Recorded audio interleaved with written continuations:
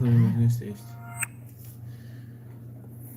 No pointy, začal som dostať 5000 eur pokutu. No, išiel som... Počkaj, nenabíja mi to zase. Išiel som do takej... Išiel som...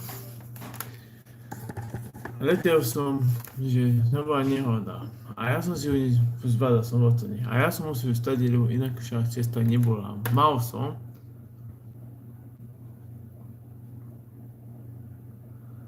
Ja chodím na prechádzky, Ivan, ja prejdem dosť 10 km aj viacej. Po celom háji už som to všetko prešiel.